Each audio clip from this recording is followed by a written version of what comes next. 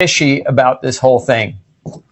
To me, what's fishy about COVID-19 in the very beginning is it doesn't, as a virus, it's never honored Koch's postulates. So those of you who may not know what Koch's postulates are, think of these as the laws of trying to identify whether or not a microorganism actually causes an infectious disease. So initially we have to identify the actual microorganism. So we ID the microorganism, then we extract that microorganism from whatever was making it sick. So you know, in this case, preferably we extract the microorganism from a human who was sick with potential disease.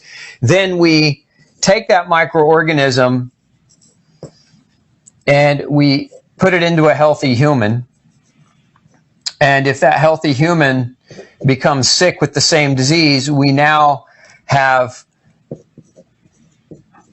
evidence, scientific evidence, not conjecture, not theory, not probability, not maybe, not coincidence, not guilt by association, but direct evidence that the actual microorganism is actually the culprit. Now, what strikes me as fishy about COVID-19 is, number one, we've actually not even identified the virus itself. We've identified a fragment of the virus. Now, I'm not saying that people aren't dying from COVID. I'm not saying that people aren't getting sick. I'm just, again, asking questions. We've identified the fragment of the virus, and we've approved a test that has an extremely high false positive rate. And some scientists showing 80% false positive. And if you remember in the news, there were several batches of tests that were originally sent out that were actually contaminated with COVID-19. So, and some of the tests, again, some tests were contaminated, which is awful fishy to me, because if we're trying to create a medical test, obviously you don't contaminate it with the very thing you're trying to identify. That just, again, smells wrong.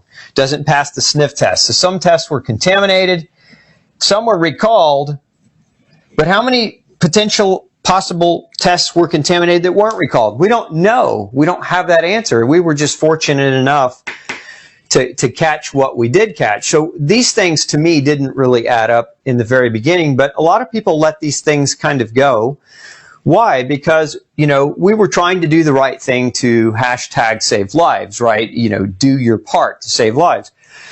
But so this happened, right? We didn't honor the virus as part of, we didn't actually identify the virus. We didn't go through proper science and rigor to identify that the virus was actually the culprit and not other things, or that it wasn't other things. But then what happened beyond that is, as we tested people and there's a high degree of false positive, you know, what that has a potential to do is inflate the numbers. And this doesn't make sense to me, because if you inflate the numbers artificially, what you do is you create fear and panic, and you change the nature of the way people are going to behave. When you have higher numbers than what is actual, that fear leads to limbic decision making. So you're tapping into your limbic brain, and now people start making decisions not based on intelligence, not based on thought, but based on fear. And fear is a very powerful motivator. And many times, how many times can you recall when you were in a state of panic or state of fear where you made the best decisions of your life? I'm certain that if any of you were saying, yeah, I made the best decision when I was stressed to the max and in solid fear, you're probably lying to yourself. Fear creates bad decision making.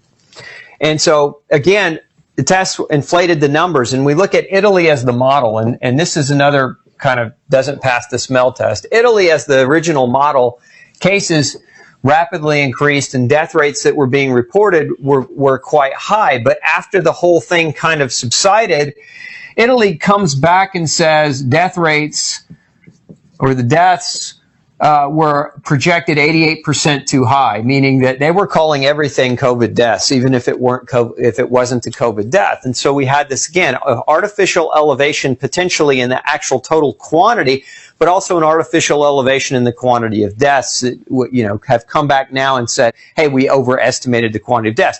Now, the rest of the world was watching this. So again, this is a timeline. So then the rest of the world, what do? They make a decision to say, let's shelter in place because we don't want to become Italy. But Italy really wasn't Italy, because what was being reported about Italy was false. So if we now know that Italy was false, but we've made policy, government policy has been put in place to shelter in place